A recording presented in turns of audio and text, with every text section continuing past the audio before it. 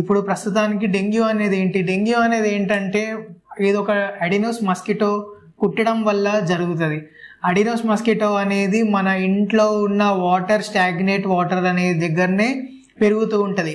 Stagnate water ఎక్కడ జమ అవుతుంది అని అంటే, ఇప్పుడు చాలామంది ఇంట్లల్లో కుండలలో నీళ్ళు నింపుకొని అవి రెగ్యులర్గా మూత పెట్టకుండా రెగ్యులర్గా రీప్లేస్ చేయకుంటే ఆ దోమ అక్కడ బ్రీడింగ్ చేసి ఆ బ్రీడింగ్లో ఎగ్స్ అని లే చేసి అది ఇంకా పాపులేషన్ డెవలప్ చేసుకొని అది మీకు డ్యామేజ్ చేయడానికి, మీకు హాని కలిగించడానికి ఇంకా చేస్తూ ఉంటుంది. అదే కాకుండా ఇంకా మన నీళ్ళ తొట్టులలో, ఇంకోటి మన పైపులు, పాత పైపులలో కూడా వాటర్ నిండి అవన్నిట్లో కూడా మనం చేస్తూ బ్రీడింగ్ చేస్తూ ఉంటుంది.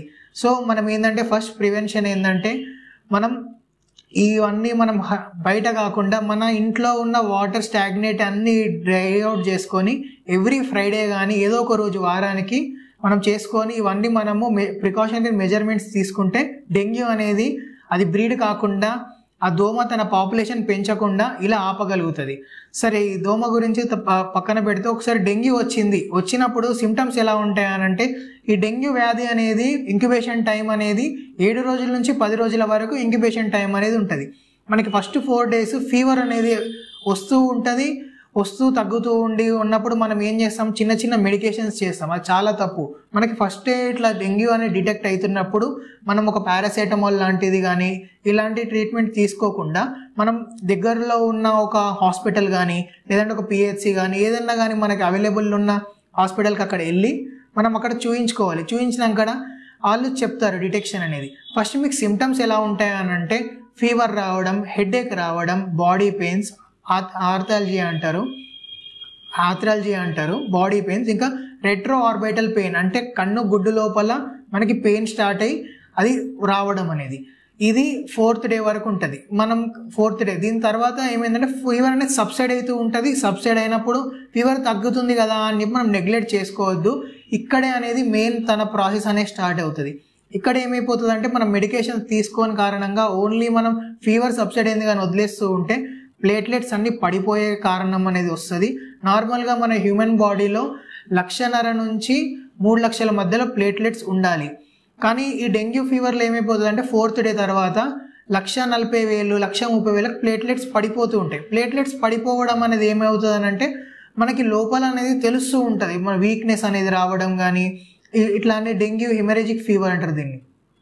ఇవన్నీ ప్లేట్లెట్స్ పడిపోవడం వల్ల మనకి ఇబ్బందికరంగా అనిపించిన తర్వాత మనం ఏం చేయాలి, వెంటనే మన దగ్గర ఉన్న హాస్పిటల్కి కన్సల్ట్ అయ్యి అక్కడ మనము డెంగ్యూ గురించి ఇట్లా అనిపిస్తుంది సిమ్టమ్స్ అని మనం ఎక్స్ప్లెయిన్ చేసే అక్కడ ఉన్న డాక్టర్ ఎవరైనా చూసి దానికి మనకి డెంగ్యూ అనేది అవుతుంది కదా అని చెప్పేసి డెంగ్యూ టెస్ట్ అనేది చేస్తారు. ఇందులో ఏమవుతుందనంటే ఇందులో 2 రకాలు ఉంటాయి, NS1 యాంటీజెన్ ఇంకా IgM యాంటీజెన్ ఉంటుంది. NS1 యాంటీజెన్ అనేది డెంగ్యూ అనేది ఎప్పుడు డిటెక్ట్ అవుతుంది అంటే ఫస్ట్ 5 రోజులలో డిటెక్ట్ అవుతుంది, అదే NS1. ఇప్పుడు IgM అనేది ఏంటంటే ఇమ్యూనోగ్లోబిన్, మీ ఇమ్యూనిటీని డిస్టర్బ్ చేస్తున్నట్టు.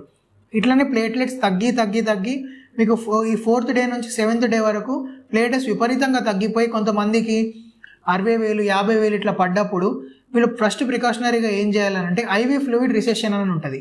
మీరు హాస్పిటల్కి వెళ్ళిన తర్వాత వాళ్ళు IV ఫ్లూయిడ్స్ అనేది మన నరాలలోకి ఇక్కడ వెయిన్స్లోకి IV ఫ్లూయిడ్స్ ఎక్కిస్తూ క్రిస్టలాయిడ్స్ అనేటివి కొలైడ్ చేసి మనకి every time ringer lactate RL అనేది IV ఫ్లూయిడ్ లాగా మనకి యాంటీబయాటిక్స్ త్రూ అనేది ఎక్కిస్తూ ఉన్న కొద్ది ఏమవుతుందంటే డెంగ్యూ ఇది ఇంక్యుబేషన్ పీరియడ్ అయిపోయినప్పుడు ఇంకా ప్లేట్లెట్స్ పెరుగుతున్నాయి అన్నట్టు ఈ ట్రీట్మెంట్ చేసినప్పుడు మనకి ఆటోమేటిక్గా ప్లేట్లెట్స్ పెరిగే ఛాన్సెస్ ఉంటాయి. లేదు మనం ఇంకా నెగ్లెక్ట్ చేస్తున్నాము అని అనిపించి ఇంకా ప్లేట్లెట్స్ పెరుగుతలేవు అని అనిపిస్తే మాత్రం ప్లేట్లెట్ ట్రాన్స్ఫ్యూజన్ టెస్ట్ అనేది ప్లేట్లెట్స్ ఎన్నో చూసుకొని మనకి దగ్గర తెలిసిన వాళ్ళు ఎవరైనా ఉంటే వాళ్ళది మన మ్యాచింగ్ బ్లడ్ గ్రూప్ తోటి మనం ప్లేట్లెట్స్ ట్రాన్స్ఫర్ కూడా చేసుకోవచ్చు. దీంట్లో మనది నెగ్లిబుల్గా ఉండకుండా మనకు వేరే ప్లేట్లెట్స్ తీసుకున్నా కానీ మనకు ఆ ప్లేట్లెట్స్ త్రూ మన బాడీలో ఉన్న రక్త కణాలన్నీ పెరిగి మనం నార్మల్గా అయ్యే ఛాన్సెస్ చాలా ఉంటాయి. ఇంకా ఇలానే నెగ్లెక్ట్ చేస్తుంటే మాత్రం అసైటిస్, కార్డియాక్ ప్రాబ్లమ్స్, ఇంకోటి పెరికార్డైటిస్ ఎఫ్యూజన్, ఇంకా ప్లూరల్ ఎఫ్యూజన్ అంటే ఏంటంటే మన లంగ్స్లో కానీ మన కడుపు, ఇప్పుడు అసైటిస్ అంటే మన కడుపు ఉబ్బిపోవడం కానీ ఇవన్నీ అవుతూ అవయవాలు డ్యామేజ్ అవుతుంటాయి. సివియర్ ఆర్గన్ డ్యామేజ్ అనేది ఇంపైర్మెంట్ కావచ్చు. ఒక్కొక్క అవయవం పడిపోతూ it can lead to death. So మనం ఏంటంటే ముందు నుంచే it's like a prevention is better than cure అన్నట్టు మనం ముందే దీని గురించి జాగ్రత్తగా చూసుకొని మనం అంచనా చూసుకొని మనం కానీ లేకుంటే మనకు తెలిసిన వాళ్ళు ఎవరైనా కానీ ఈ రిస్క్ నుంచి బయటపడాలని ఈ చిన్న అవగాహన లాగా ఇస్తున్నాను. Thank you.